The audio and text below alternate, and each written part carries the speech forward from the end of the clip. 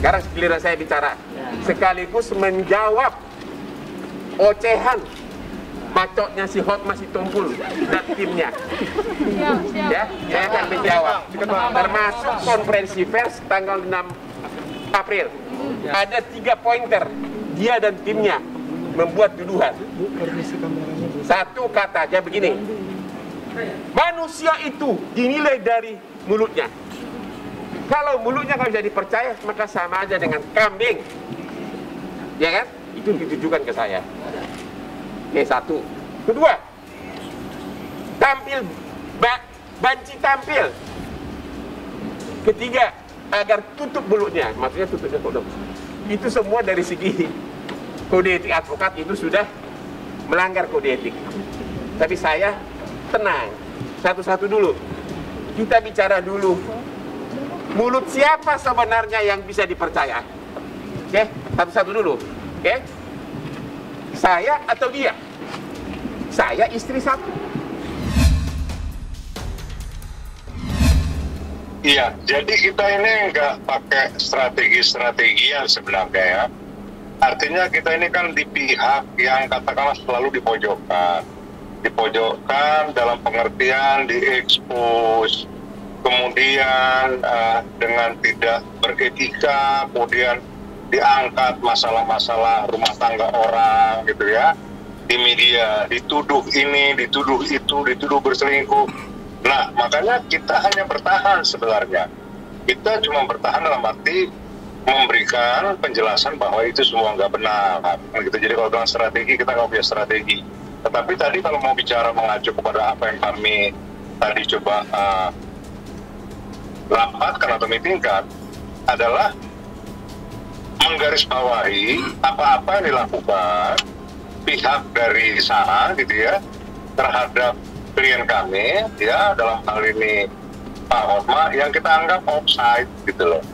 Offside artinya berlebihan, karena kita ini kan sebagai lawyer kan diatur juga ya, gerakan kita, tindak tanduk kita itu juga diatur di dalam kode etik advokat.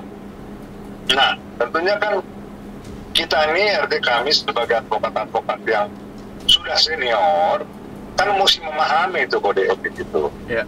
Nah, jadi kemudian kami pelajari bahwa apa yang dikeluarkan statement-statement oleh pihak seberang sana, menurut kami itu sudah masuk di dalam pelanggaran beberapa pasal yang diatur dalam kode etik advokat. Ya, untuk itu kami sudah sepakat bahwa dalam waktu dekat kami akan segera melaporkan saudara HP ya ke Dewan Kehormatan Pradi agar dia itu diperiksa dan dilakukan persidangan atau digelar persidangan, ya kan, supaya dia dijatuhkan sanksi terhadap pelanggaran-pelanggaran kode etik. Kan Hotman Paris itu pengacara besar, artinya dia tahu mekanisme ya bagaimana seseorang itu ketika ribut dengan suami datang ke pengacara. Pengacara itu sebenarnya ya kulon nuwun lah kalau orang Jawa bilang. Pak Hotma dihubungi, Pak Hotma ini ada istri Bapak. Kan kita sama-sama pengacara, sama-sama ya saling menghormati lah, sama-sama orang Batak kan begitu. Coba deh, saya mau ketemu Pak Hotma supaya bisa dimediasi, bisa damai kembali, bisa rujuk. Maunya kita kan begitu, maunya Pak Hotma kan begitu. Jadi tidak malah diadu domba antara suami istri, ini masih sah suami istri.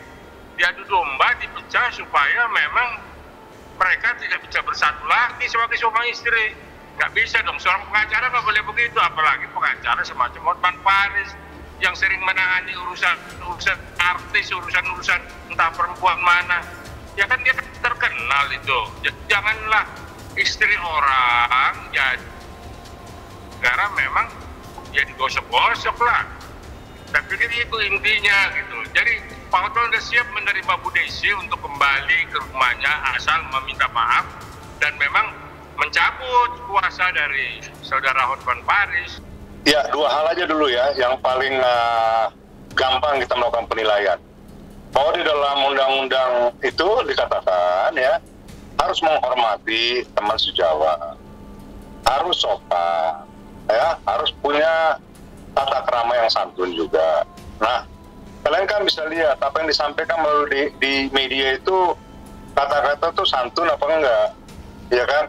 Mengatakan bahwa klien kami seolah-olah tukang kawin lah, inilah, kemudian tidak bertanggung jawab lah, tidak memberikan nafkah lah, tidak memberikan harta lah, dan segala macam. Ini semuanya kan sudah tidak lagi menghargai, apalagi ini kan sesama rekan seprofesi, ya kan? Yang kedua, di dalam undang-undang atau dalam kode etik advokat itu diatur mengenai masalah advokat tidak boleh mengekspos dirinya, ya kan, ke media, ya, dengan mendapatkan, katakanlah, membesar-besarkan sesuatu untuk mendapatkan keuntungan bagi dirinya dia.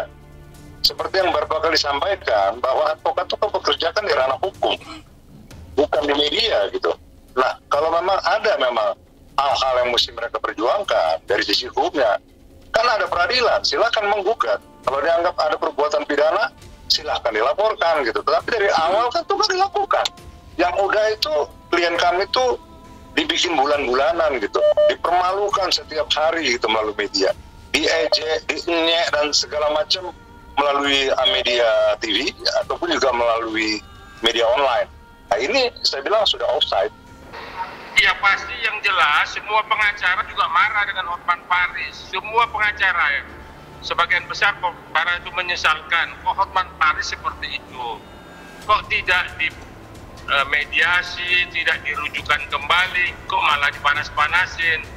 Nah, itulah yang memang kita sesalkan, seorang Hotman Paris begitu ya.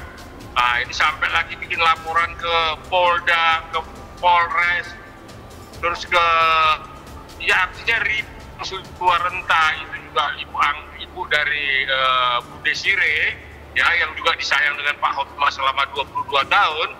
Ya ternyata juga diseret-seret harus buat laporan. Lah kan nanti kalau Pak Hotman laporan balik lagi kan nggak mungkin lah. Ribu ini mesti dilaporkan kembali hanya hal-hal batas tanah. Semua bisa diselesaikan secara musyawarah, secara kekeluargaan, dipersatukan kan begitu.